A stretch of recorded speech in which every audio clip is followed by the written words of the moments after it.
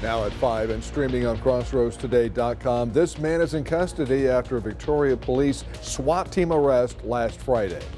The search is still on for a missing woman in Victoria with new details in connection to her disappearance.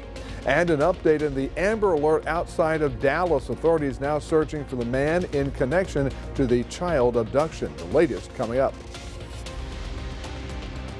When temperatures drop by 15 degrees, you add winds and clouds. That is a cool time here in South Texas. How long will these winds last and the cooler temps? We'll talk all about it in just a bit. Plus, an agreement was reached to extend the truce in the deadly Israel-Hamas war, which has claimed the lives of nearly 15,000 people. You're watching 25 News Now at 5. Good afternoon. Thanks for being with us. I'm Don Brubaker. Karina Garcia has the day off. We have new details in the case of a missing 20-year-old woman. Amanda Stevenson's mother reported her missing last Tuesday. 25 News Now reporter Adarius McCormick was at a search today for Amanda. Adarius? That's right, Don. A handful of people showed up for today's search. There were a few other searches this past weekend. The Victoria Police Department is now referring all inquiries about the story to the Texas Rangers. 20-year-old Amanda Stevenson was last seen Sunday, November 19th. Victoria Police found her cell phone. It was locked, but investigators are trying to gain access to the phone for possible leads. Police have also linked Amanda's case to an incident last Wednesday in the 900 block of Ball Airport Road. That's in far north Victoria County, west of Highway 77. A 25 News Now viewer shared this video of the scene that day. Authorities say they questioned a man regarding the location of Amanda. They were trying to pull him over to interview him again when he took his own life. Officers have searched various locations, including areas of Yoakum where the man took his own life lived. Police say his surviving wife is cooperating. Law enforcement used search dogs and drones over that property. A group of locals created a group on social media that has amassed more than 3,000 members. Many members have joined in the searches to find Amanda. Monday, some people even went to the search near the Guadalupe River. Law enforcement agencies within a 200-mile radius of Victoria are aware of this missing persons case. If you have any information that could help authorities, they want to hear from you. Call Victoria Crime Stoppers at 361-572-4200.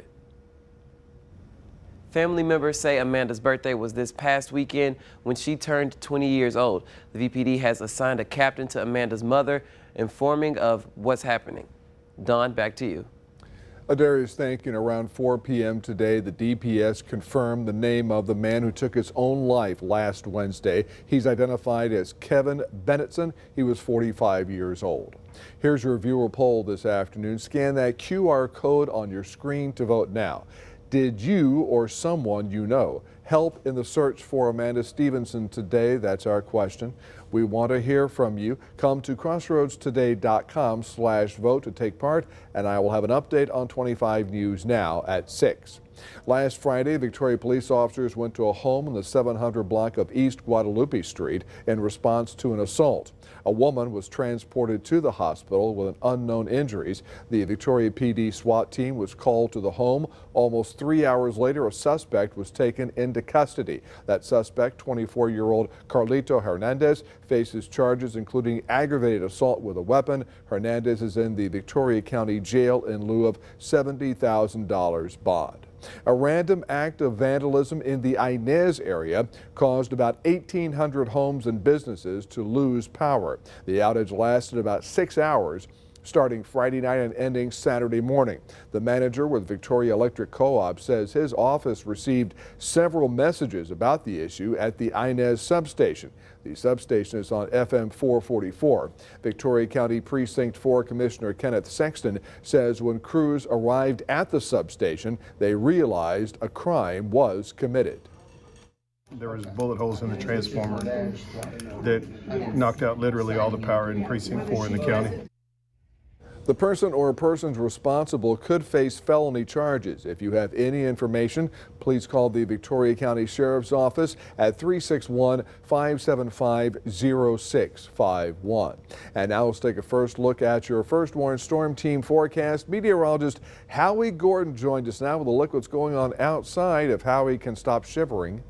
You're right, Don. I mean, hey, we're 15 degrees cooler today. We have clouds. You add the winds into the mix, and that makes it for, I want to say, unreasonable conditions here in South Texas. We're used to the warm. So temperatures dropping into the 50s with the winds gusting away. Hey, those 50s feel like 40s at night. 40s can feel like the 30s. So we got some future temperatures not really starting to warm up probably until about Friday, because our winds are probably going to hang on probably until maybe Tuesday into Wednesday. But by then, the temperatures will start to warm up. Let's take a quick look now. This evening we'll be in the 50s, overnight 45 degrees, so a little bit below average on the chilly side. But we're going to warm up, but we're also going to see some rain chances increase as well. We'll talk more about that coming up in just a bit, Don.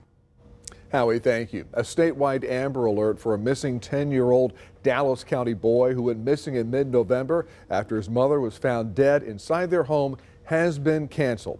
KXAS reports 10-year-old Ian Aguilar was found unharmed in Laredo and reunited with his family last Saturday. The boy had been staying with his grandmother in Mexico. Authorities are still looking for the suspect in the Amber Alert, Ian's father, 38-year-old Juan Aguilar Cano. He is also wanted in connection to the death of Ian's mother. And we now turn to the latest in the Israel-Hamas truce and prisoner swap. Today was expected to be the fourth and final day of the agreed-upon pause in the fighting, but now both sides have extended the truce for another 2 days. There have been new developments in the war between Israel and Hamas. A 4-day humanitarian truce between the two parties has been extended by 2 days, according to the Qatari government that helped broker the original deal. Dozens of the more than 200 people taken hostage by Hamas during the October 7th terror attack on Israel have been held in Gaza for nearly 2 months. So far, almost 60 Israelis and foreign nationals have been released by Hamas in exchange for more than 100 Palestinian women and teenagers who were held prisoner by Israel. We would, of course, hope to see the pause extended further, and that will depend upon Hamas continuing to release hostages. The White House attributing the success of the hostage-prisoner swap so far to President Biden, who they say has been in constant contact with leaders in Qatar and Egypt, as well as Israeli Prime Minister Benjamin Netanyahu. Administration officials say since the truce, 200 trucks full of vital humanitarian aid was sent to Gaza through Egypt's Rafah crossing.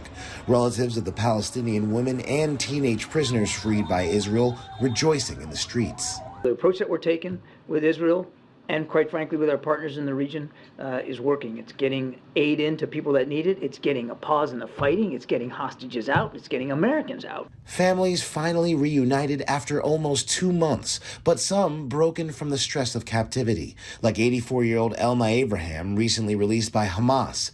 Her son saying she'll never be the same. My mother left at home when she was in a good condition. Right now, she's struggling for her life. According to officials from the Red Cross, the 11 hostages released today are now officially in Israeli territory. Ika Jachi, ABC News, Washington.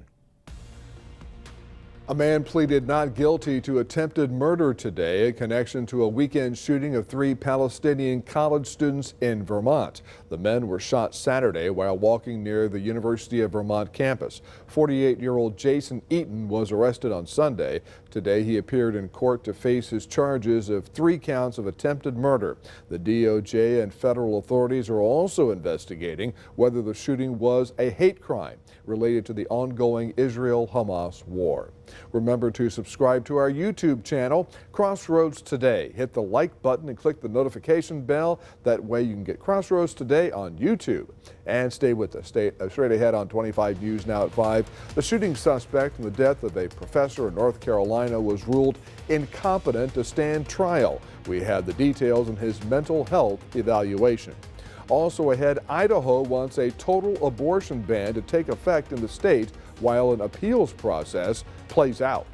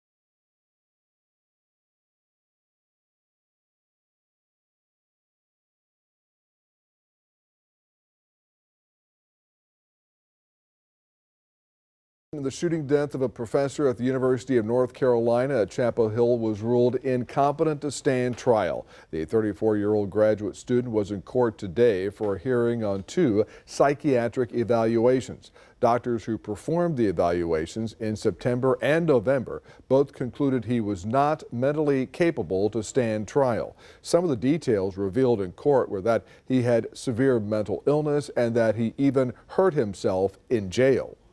The defendant, Mr. Chi, demonstrated delusional thinking, experienced auditory hallucinations, engaged in self-harm in the detention center, showed fragmented thought processes, and that impeded his communication.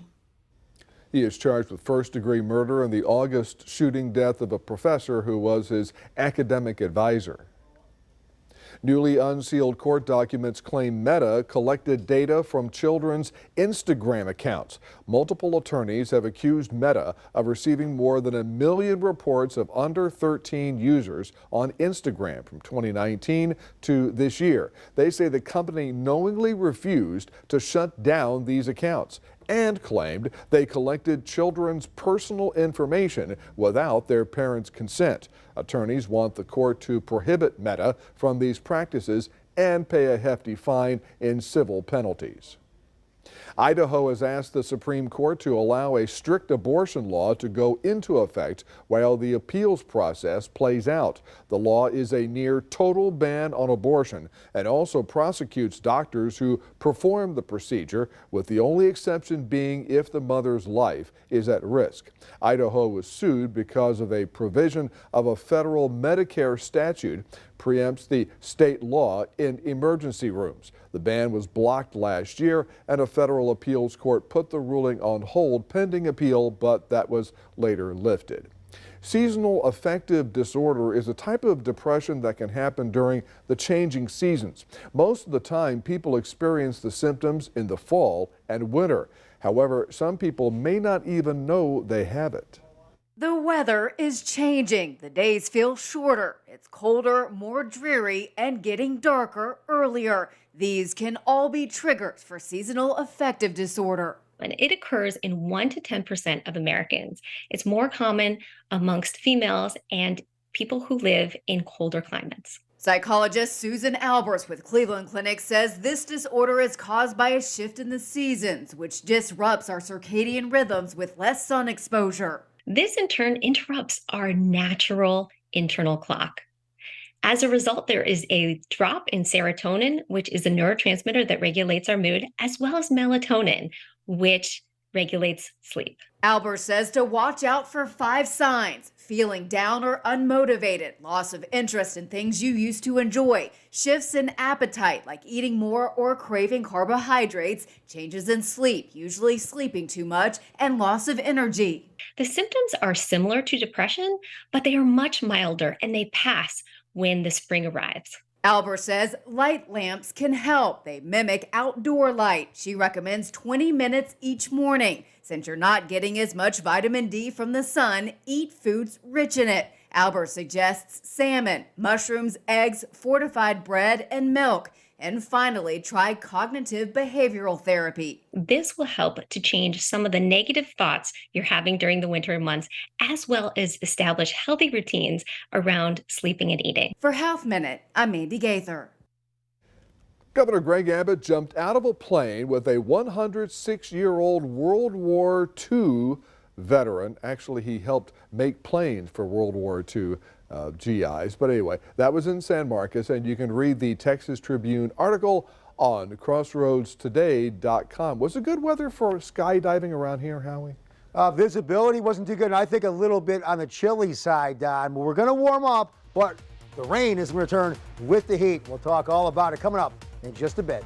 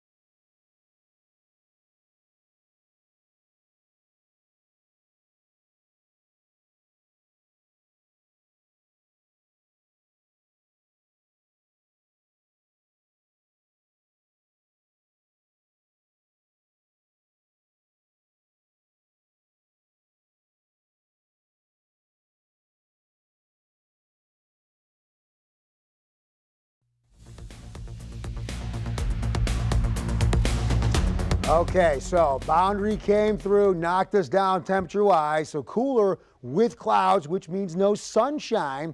Will be warmer by the middle of the week, but by the middle of the week, with the heat, is going to return the rain chances as well. All right, today we hit 56 degrees, 15 degrees below where we're supposed to be, and pretty much 15 degrees cooler than the last couple of days. So that's kind of a shock to the system with the winds added in there and the lack of sunshine. Back in 1994, 89. I could go for some 89 right now. I know a lot of you want to cool down, but I could go for some 89. Here's our future temps. So for a couple days now, the high pressure is sending some of that cool, dry air down from the north. So we're going to stay pretty much in the 50s at night, dropping in some spots into the 40s. Now, later in the week, we're talking maybe Wednesday into Thursday, we can start seeing 60s and even 70s, but we're going to have a couple cool few days, 2-3 cool days with some winds as well. So, you know what, when it gets in the 50s, if winds are 10, 12, 15, 16 miles an hour, hey, that's cool. You got that wind chill effect. Makes it feel a lot more uncomfortable. So I would say maybe bundle up for a couple days, especially without the sunshine. Without the sun, that's just another added factor to trying to stay warm. Now, a couple days, this isn't a misprint. A couple days ago, you're seeing 66, 59 maybe, but 63, 64. That boundary came through and just wrenched the atmosphere out of moisture, and now these numbers are down. But it's not really warm, so that doesn't really make it too uncomfortable when the temperatures go down. Not really a huge deal with the dew points and the moisture levels. All right, so here's what's going on. Our boundary pushed through, high pressure now moving into the area. What's going on, though, is we're seeing those winds from the north undercut this warm moisture from the Gulf. That's allowing for the cloud cover. But the high is strong enough to prevent really rain, even though it's allowing the cloud development. But what's going to happen is the high is going to start to scoot off towards the east. That'll open the door for the warm moisture to push in from the Gulf, as well as some storms from out of the south. That could bring us some showers maybe Wednesday and into Thursday and maybe even into Friday potentially. And then another boundary on the heels of some of these storms. So another boundary is going to push through. This one will really be a wind shifter. Shouldn't really knock us down too much temperature-wise. Could spike up our winds again then, but hey, our temperatures should shoot up a little bit with the return of the moisture. So we've been talking about the rain. Here's a look at it right here. So when when the high moves off, some of that moisture starts pushing up and some of those storms from the south, we can start to see some showers in that Wednesday and Thursday time frame. Doesn't look to be a washout, but some areas looking at definitely some scattered showers here and there. Now, we saw a little bit of drizzle here and there the last few days, but really not too much. This could be a little bit heavier, maybe potentially an inch of rain over those course of the 3 days. So 65 for our water temperature. The small craft advisories have been lifted because the winds have come down to about 15 knots. They were looking at 25, 30 knot gust just a couple days ago. Seas 2 to 4, occasionally up to 5, but still our bays are going to remain on the choppy side. This evening, we'll be in the 50s, cloudy again. So on the chilly side, overnight, ooh, look at that, into the 40s we go. So 45, cloudy and cool. And looking ahead to tomorrow, here's what we got. So 62, a little bit better, and maybe even some sunshine at times. So tomorrow night might not feel too bad, but looking ahead, here's what's going to happen. We're going to start to warm up, and then eventually, as the warm air and the moisture moves in, hey, we got some rain chances for Thursday with an alert day. Another boundary comes through, but I explained, doesn't really knock our temperatures down, just shifts the winds, but maybe allows for some more rain chances. For more weather, news, and sports, you can go to our app. That's at crossroadstoday.com, and that is free with any Android and iPhone. And now I'll send you back to Don. Howie, thank you. And coming up next on 25 News Now at 5, we'll take a look at your stocks. Plus, a new White House council was started today to focus on supply chain resilience.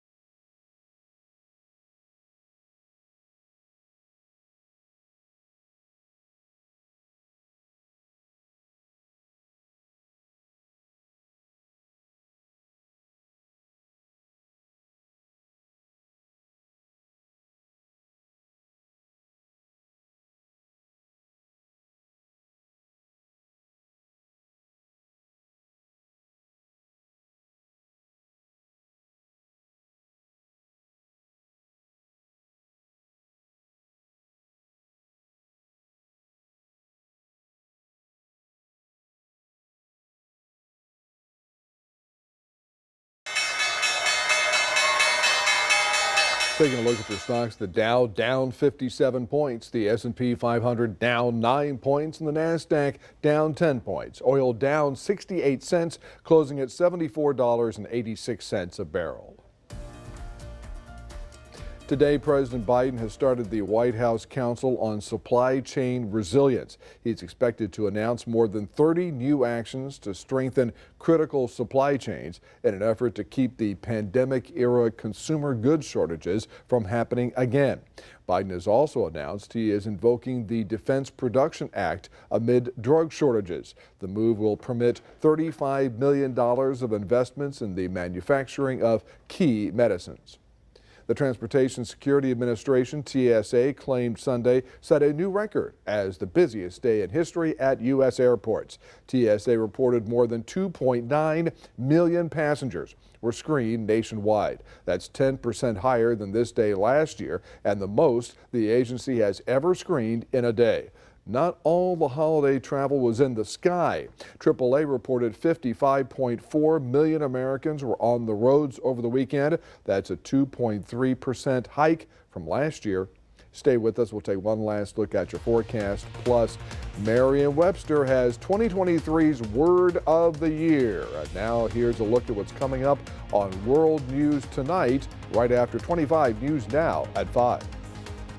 With so much at stake, so much on the line, more Americans turn here than any other newscast. ABC News World News Tonight with David Muir, America's #1 most watched newscast across all of television.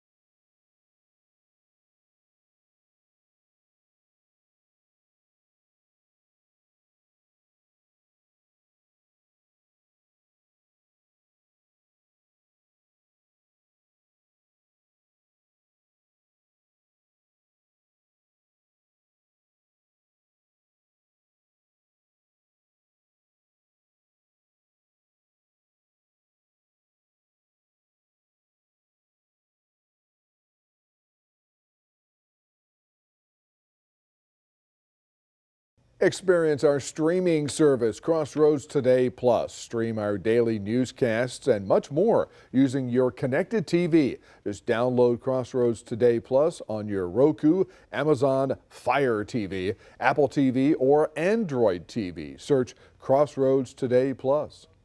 Finally, 2023's word of the year is, drum roll, anyone? All right, authentic. Merriam-Webster says there was always a high volume of searches for the word for years, but it increased in 2023. The online dictionary is citing stories about AI, celebrity culture, identity, social media, and even Who's this? Taylor Swift? For the uptick. Some of the meanings of authentic include not false or imitation and true to one's own personality, spirit, or character. Last year's word of the year was gaslighting. No, I'm serious. It really was. It was gaslighting. I wouldn't gaslight you over gaslighting. But Yeah. do we need to turn up the gas heaters anytime soon? Depends on your tolerance level. I mean, I got the little standalone heater that I'll use at the moment. But yeah, temperatures are down, especially we've been on the warmer side. But then you add the cloud cover in there with the winds. Oh, that's definitely nasty outside. But we're going to warm up, Don. But later on in the week when we warm up, yes, the rain chances are going to return as well. Now let's go to our next one. Not looking to advance. I'm going to have to walk over there. Doesn't want to go. Oh, here we go. Oh, there we so go. this evening we'll be in It's the frozen. 50s. That's what it It is. was frozen. It's so friggin' cold out here. And yeah, Don knows his stuff. Weather man Don Brubeck. So 50s this evening. Overnight we're dropping down to 45. So yeah, maybe some people turn on that heat, or if you got a fireplace, might be kind of good for tonight. I'm looking ahead to tomorrow, 62 degrees. Hey, we might see some sunshine. That'll feel a lot better, especially when the winds come down to about 10 miles per hour. But looking ahead, I talked about a warm-up. Here's what we got going on. We're going to, first of all, we'll warm up. Rain chances increase. Look at Thursday, an alert day. So, okay, 70 degrees, but we got a 60% chance of some showers. I showed you on that graphic a moment ago. Then another boundary comes down. Doesn't really just changes our winds. Hey, temperature-wise, looking pretty good down later on in the week. Very good, Howie. Thank you, and thanks for being with us. We'll see you back here tonight for 25 News Now at 6. World News Tonight with David Muir is next.